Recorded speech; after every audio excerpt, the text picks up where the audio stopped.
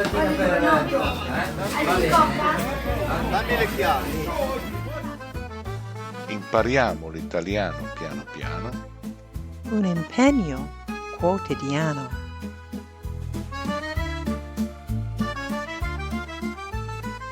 Ciao a tutti, and welcome back to another mini episode of Impariamo l'italiano piano piano, the podcast where we take our time, explore Italian in context, and soprattutto enjoy the ride. Today we're exploring 3 little phrases that popped up in episode 2, and while they may sound simple, each one reveals something unique about how Italians communicate, how they wish you luck, how they talk about challenges, and how they show respect and formality in conversation. Siete pronti? Allora, cominciamo. Our first expression is used before exams, performances, interviews, any situation where in English we might say, break a leg or good luck. In Italian, you'll often hear a reference to being in the mouth of the wolf. Let's listen in on the end of episode 2 for this well-known expression and pay particular attention to Antonio's response. I'll share the English translation of this part of the story in our next podcast episode. In the meantime, good luck with your assignments, or as the Italians would say, into the mouth of the wolf, in bocca al lupo. Crepi il lupo. What was that? Cosa? Did you say something? Ah, sì, ho detto crepi il lupo. Okay, so I guess if the wolf dies, you don't get swallowed whole. Italians and their idioms. Hai detto qualcosa? So did you catch that response? Crepi il lupo? If a wolf has got your head in its mouth, I suppose you'd be hoping that the wolf doesn't survive. You might have heard the story about Romulus and Remus, 2 brothers who are thought to be the founders of Rome. They were apparently discovered by a she-wolf who, I imagine, would have protected them from the elements and other threats while nurturing them. In that case, to be in the mouth of the wolf is not such a bad place to be after all. Or maybe it's been handed down from hunters who, being somewhat superstitious, might have believed that to wish a negative situation on someone is to actually wish the opposite, similar to the way we use break a leg. So the next time you need to wish an Italian good luck, why not try it out? Say, in bocca al lupo. And if someone says it to you, remember the response? Crepi il lupo. May the wolf die. So why, you might be wondering, is it crepi and not third person singular crepa? Well, crepi is the subjunctive mood. In Italian, it's called congiuntivo, a mood we will get to eventually. We use it when expressing a wish, a hope, or a possibility rather than stating a fact.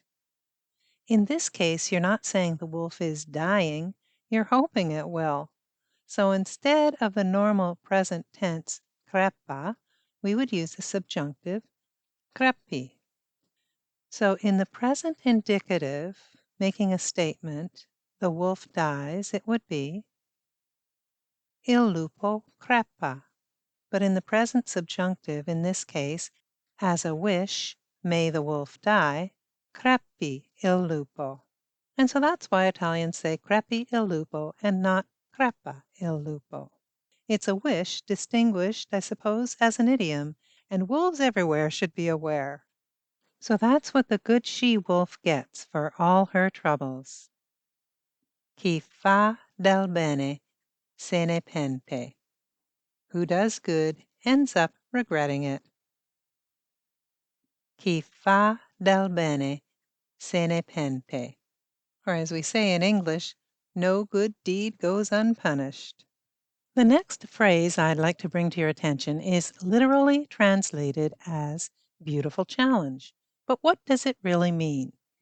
Let's listen in as I introduce the assignment of conjugating verbs in the imperfecto. Before listening to the next episode, I have a little workout for you.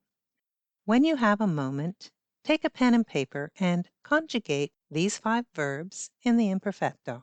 If you do this brain exercise before listening to the answers, you'll get much more out of this podcast. I promise. Ah, una bella sfida. Ma ricorda, Maira, non tutti sono pronti per una maratona verbale.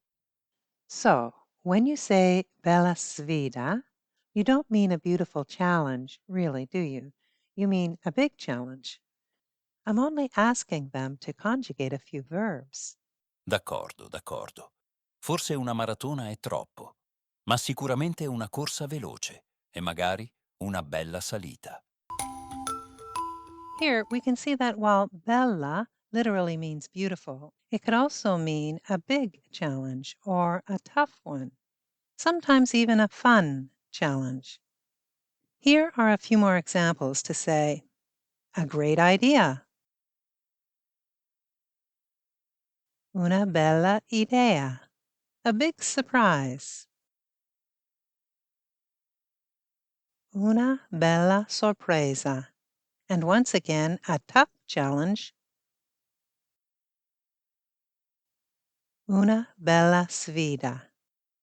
And speaking of this versatile word bella, or its masculine equivalent bello, it's handy to know that when used with the preposition di, its meaning does not translate literally into English. For instance, in English, it would mean, what have you done of beautiful, or what nice things have you done, or what have you been up to?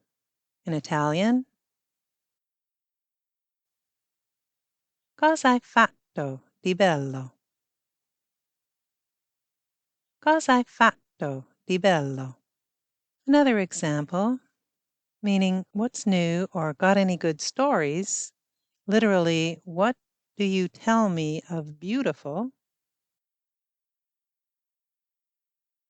Che mi racconti di bello? Che mi racconti di bello? The di bello part adds warmth and positive expectation, like you're hoping for some happy or pleasant news, not just the facts. You only want to hear the good stuff. You might hear similar forms such as, did you see anything nice? Hai visto qualcosa di bello? Hai visto qualcosa di bello? Read anything good today? Hai letto qualcosa di bello? Hai letto qualcosa di bello? Tell me something nice.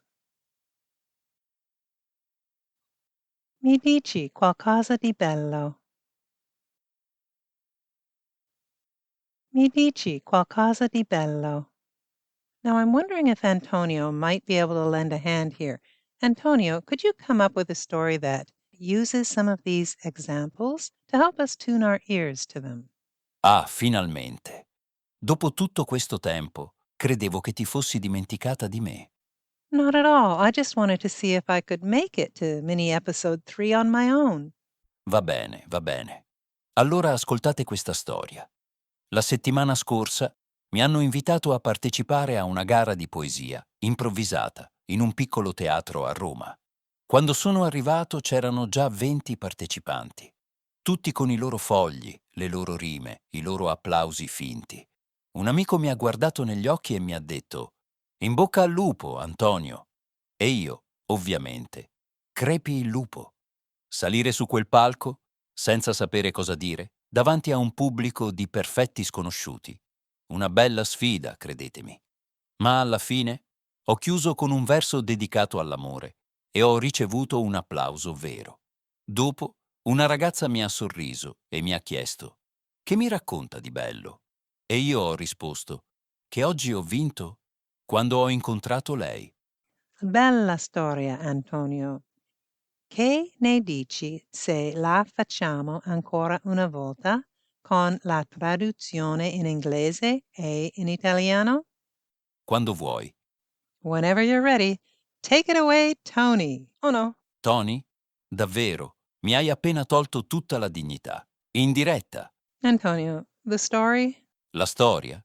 E tu pensi che una storia conti qualcosa? In un momento come questo? Per favore, do it for me. Per te? No.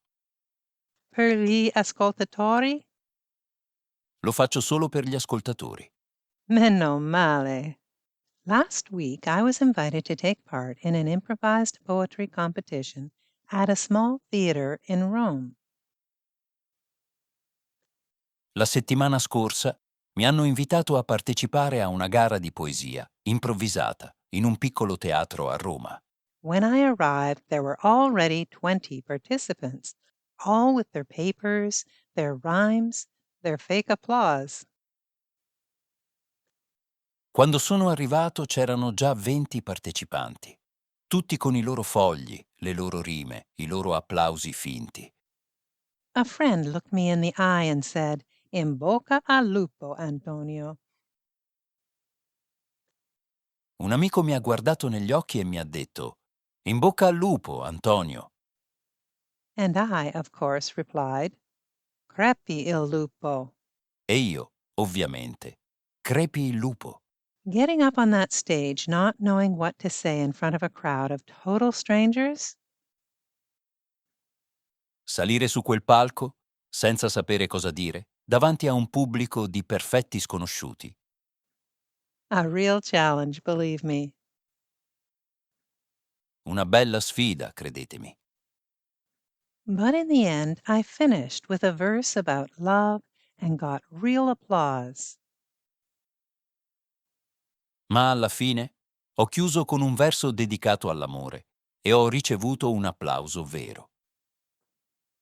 Afterward, a girl smiled at me and asked, "What's new and beautiful for you to tell me?" Dopo, una ragazza mi ha sorriso e mi ha chiesto: "Che mi racconta di bello?" And I answered that today I won when I met you. E io ho risposto che oggi ho vinto quando ho incontrato lei. Wow, lei, eh? Very formal, Antonio. Trying to impress her? Un uomo deve saper scegliere le parole giuste, al momento giusto. Well, your choice of lei is actually a perfect segue into our next point.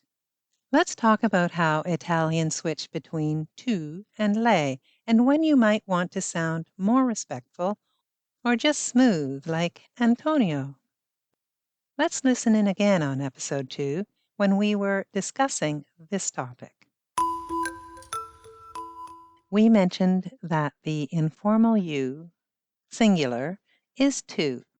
And what about if it's formal? In other words, you're talking to your professor, your soon to be in laws, the shopkeeper who maybe you don't know. Instead of tu, you would use lei. What if it's a man? We still use lei to address them.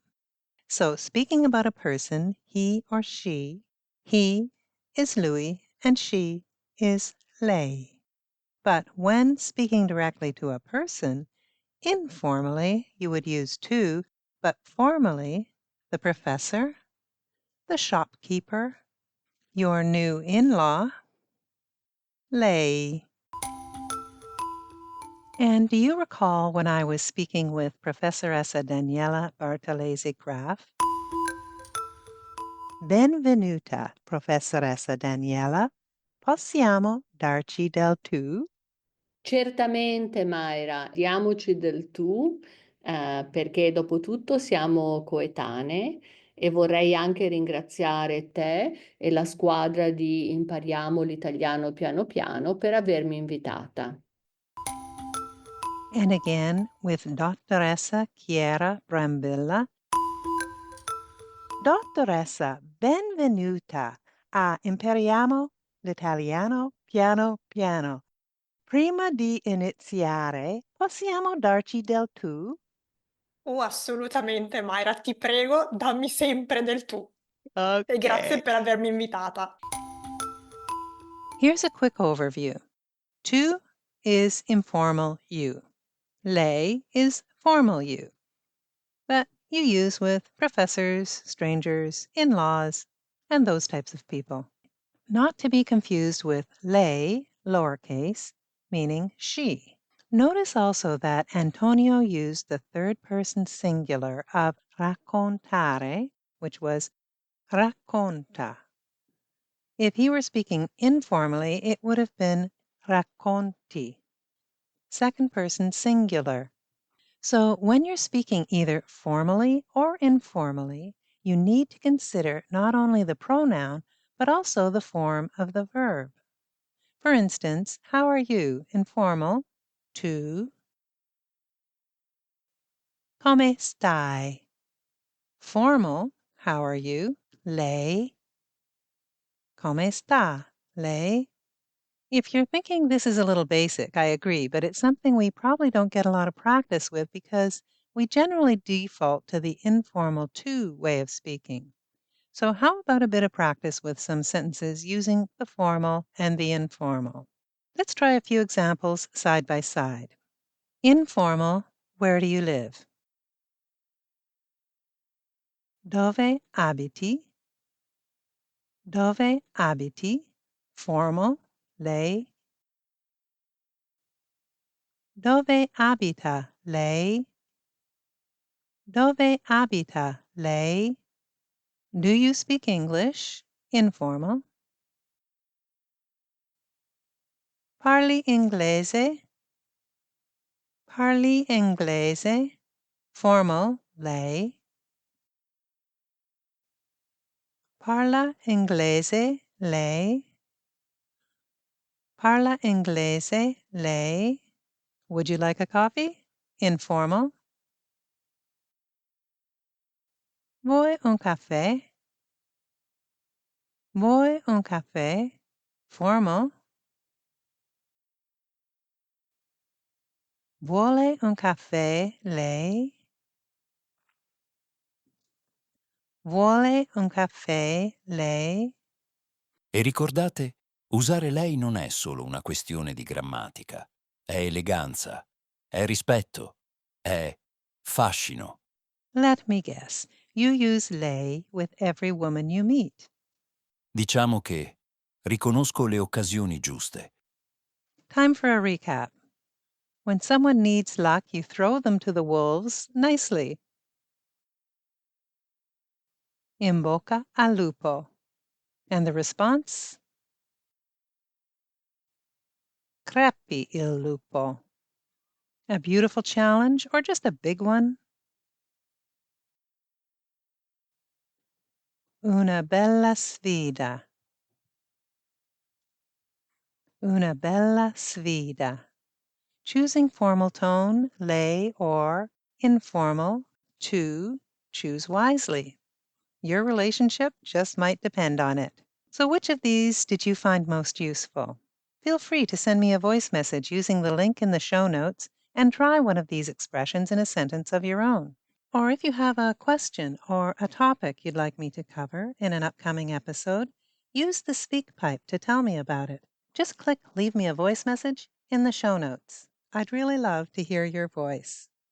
In mini episodes 4 and 5, we'll revisit how to conjugate both regular and irregular verbs in the imperfecto, including one very common irregular verb, essere, and a few others that you might recognize from our story. We'll also take a look at some more Italian expressions, including one that came up in episode 3 that you can use to light a fire under someone who's dragging their feet and needs to get moving. Can you remember what it was? Until then, impariamo l'italiano piano piano. A A presto! presto!